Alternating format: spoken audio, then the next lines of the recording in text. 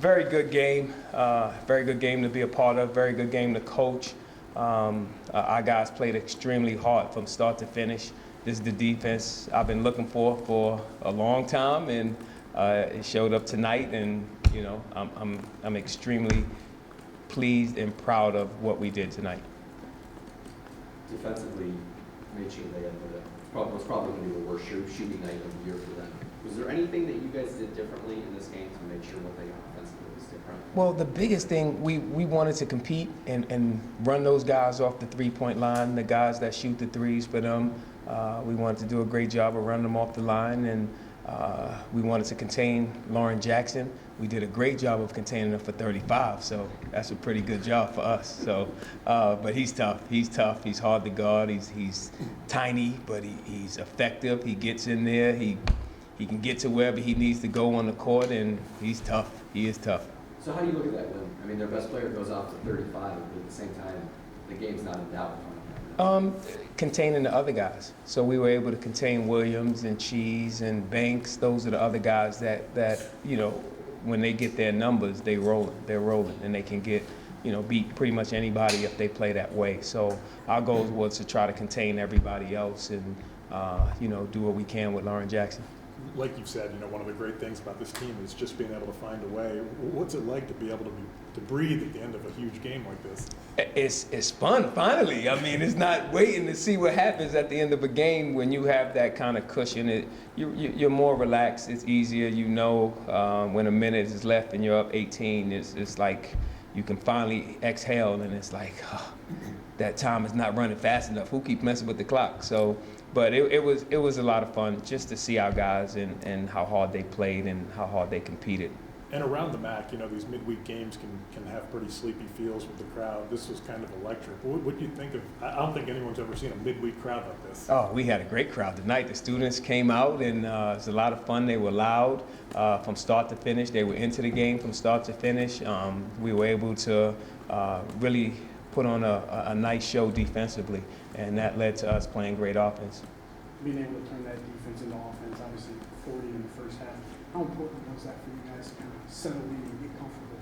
You hadn't had a double-digit lead at halftime. Well, we had the jitters to start the game. We had maybe 5 turnovers in the first 6 or 7 possessions, and then we started to settle down, and the guys started to take care of the ball, and we started to get the stops, and we started to relax a little bit and be more comfortable. But I just thought, you know, having this type of lead, I didn't want to relax. So going into halftime, up 15, 14, whatever it was, just telling them we got to keep going. We can't now relax and to start the second half and make it a game. We got to go out and really, you know, push it right now and fight really hard on the defensive end, and we did that. You talked before, if the guys get too hyped, that can be a bad thing. What do you think of their composure, especially when things started to get a little chippy? For one, our guys, they know, you know, they don't want to get in trouble with me, so they understand what goes on, and you know, we won't initiate any type of, you know, activity like that. You know, our guys understand what it's about, and they know, and we always try to do it the right way. So once it got a little chippy, I pulled them aside and said, remember what we do and how we do it. Attitude, commitment, class, and they were good, and we went right back at it. I know we all talk and put all the focus kind of on March Madness usually, but what would it mean, and I know there's still work to be done, but what does it mean to win this league, to be in the mix to win this league in the regular season? Oh, you're killing me. I don't think that far. I promise you. I'm Miami. That's who we play next, and that's all I'm concerned with. I can't even look that far, because then I'm starting to think of stuff that's not even here, and I'm getting out of my box that I stay in, and I try to stay there, and that's how I live. And that's what's been going on, and I'm gonna keep it that way. So I'll talk to you at the end of that when we get to that question. You ask me that one after that. You mentioned yesterday that each game that you guys play is going to be that's going to be the most important game of the year. You take each next one, each next time. So after a big win like this, how do you make sure that the next game gets the same type of treatment? That's what the first thing we talk about. That's the first thing we talk about is the next game. So even today, enjoy this and celebrate this game, but understand what we have next, and it's Miami. And that's all I'm concerned with right now. This one is over. I can enjoy this now. I probably could sleep a little better after this game, but going into the game, it's Miami. It's still a tough place to play. It's always difficult down there, and we got to bring our A game. And it's the same thing. We can't. This is one game. We've been one game at a time. I don't want to change that right now. Let's stick to one game at a time, and we'll go down, and hopefully we can handle business down in Miami. For a team that has won so many tight games, you've got a game here, we got two teams with the same record in the conference. One would think, okay, we've got another close game we're going to see tonight. Obviously, they didn't. Was it just the defense that changed, or was it just something else you think that happened as well that flipped the script on the whole storyline? We were able to hit shots on the game plan that they had, but the biggest difference was our defense. If you really watch that and watch how we defended, we did a really good job defensively. And that was the difference in the game. And I see it, I know it, I understand it, and we were able to execute it. You mentioned this is the defense that you've been looking for. What did you do to get them to bring it on a night like tonight?